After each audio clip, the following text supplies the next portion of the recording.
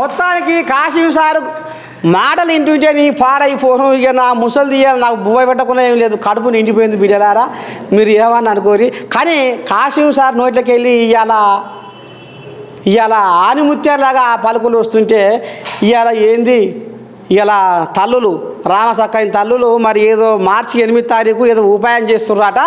Sir మాటలు విన్నాక కూడా నాకు నేను రాసుకున్న పాట ఒకటి గుర్తుకు వస్తుంది.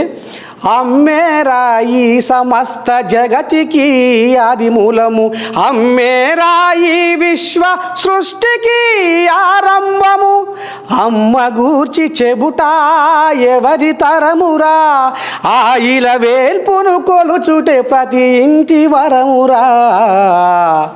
ఇగో గింత చరిత్ర ఉన్నది అమ్మకు. ఇప్పుడు కాశీం సారు ఉస్మానియా యూనివర్సిటీ గురించి ఎంత గొప్ప చరిత్ర చెప్పిండో, ఇగో అమ్మ చరిత్ర కూడా మరి మన పాటలో ఆ అర్థం ఉంది. కాబట్టి మరి నేటి ఇవాళ పడుసు పోరగాళ్ళు వింటే ఆలోచన చేసుకోవాలి.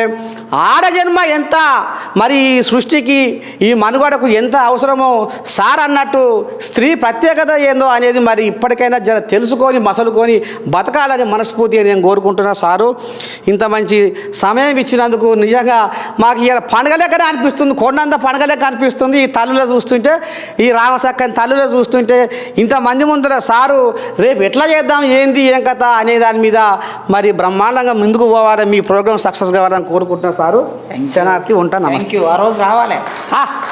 వామ ఈ తల్లులు సపరేట్ చేస్తలేరుగా, మరి రా అంటలేరు, పో అంటలేరు, అంతే.